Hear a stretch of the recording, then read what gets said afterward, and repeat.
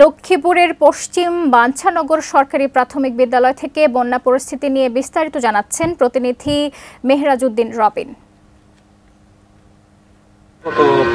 গত কয়েকদিনের টানা বর্ষণে এবং জোয়ারের পানিতে কিন্তু লক্ষ্মীপুরের 4টি উপজেলায় প্রায় 6 লক্ষাধিক মানুষ কিন্তু পানিতে চলে গেছে। এছাড়া আমি কয়েকটি এলাকা ঘুরে দেখেছি যে মানুষের মাছের খামার, মুরগির খামার, এছাড়া শাকসবজি থেকে শুরু করে সব কিছু মোটামুটি ভালোই প্রতিসাধন হয়েছে। এছাড়া আমি এখন বর্তমানে যে আশ্রয়কেন্দ্রে যে রয়েছে, এখানে মানুষ কিন্তু আশ্রয় গতকাল রাত থেকে আশ্রয় নিতে শুরু করেছেন। কেউ গরু ছাগল নিয়ে আসছেন, কেউ তার শেষ যে সম্পদটুকু তা নিয়ে চলে আসছেন। এছাড়া এখানে বর্তমানে কয়েকজন নারী আশ্রয়কেন্দ্রগুলোতে রয়েছেন। পুরুষ যারা আছেন তারা তাদের বাকি যে সামগ্রীগুলো বাড়িতে রয়েছে সেইগুলো আনতে কিন্তু তারা ফিরে গেছেন। আমি কয়েকজনের সাথে কথা বলেছি, তারা আমাকে যেমনটি বলেছেন যে তাদেরকে সরকারের পক্ষ থেকে এখন পর্যন্ত কোনো ত্রাণ সহায়তা দেওয়া হয়নি এবং কয়েকজনকে আমি দেখছিলাম যে তারা রান্নাবান্নার কাজে নিয়োজিত রয়েছেন। এছাড়া আমি জেলা প্রশাসনের সাথে কথা বলছি, তিনি আমাকে যেমনটি জানিয়েছেন যে লক্ষ্মীপুরের এই বন্যা